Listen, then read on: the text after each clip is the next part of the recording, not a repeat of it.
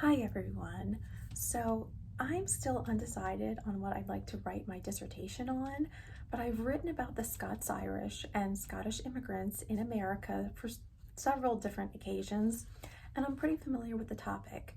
So for anyone who doesn't know, the Scots-Irish were Scottish people from the lowlands who migrated to Ireland in the Ulster region for social and religious reasons in the early 18th century. These Scots mingled and married the Irish and produced a new ethnic group which had many of the cultural qualities from Scotland and from Ireland. There are 3 articles found through EBSCO which discuss the Scots-Irish when they migrated from Ireland to America.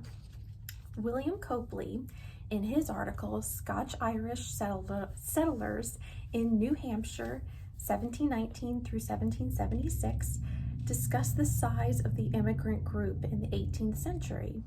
He noted that the Scots-Irish were the second largest ethnic group in New Hampshire at that time. Most of the Scots-Irish immigrants settled in the Pennsylvania colony, but Copley also noted that primary sources can be difficult to attain concerning the Scots-Irish, as so many of them were mobile and they moved around the colonies, and they mostly settled in small rural towns. His main goal was to research the first generation Scots-Irish migrants in New Hampshire prior to the Revolutionary War for the New Hampshire Historical Society. So for a good portion of his article, he's just listing all the names of all the settlers from the Scots-Irish community that he could find.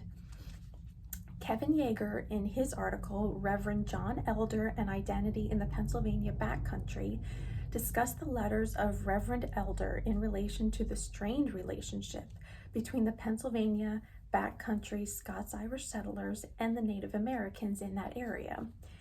His letters described the attacks on the settlers by the natives, and then the response of the Paxton Boys on the Conestoga Indians in 1763, during which the settlers attacked and burned an entire village of natives.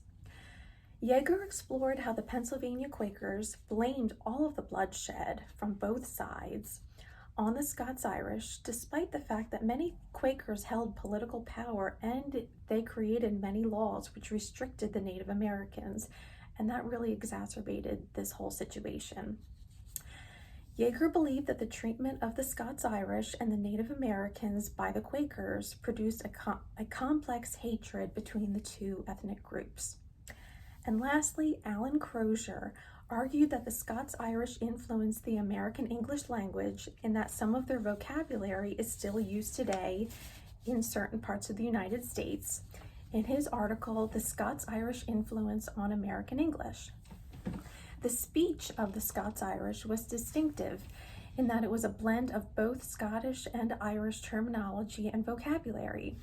Examples of the Scots-Irish dialect are chaw for chew, engine for engine, picture for picture, and the AI sound replacing the OI sound. So boil in boil, hoist in hoist, and join in join. So it's interesting because this dialect is particularly common in rural Pennsylvania and southern New Jersey, and I live in southern New Jersey, so it's interesting because a lot of my family members actually talked like this, and I never understood where this dialect came from, so now I know. Thank you.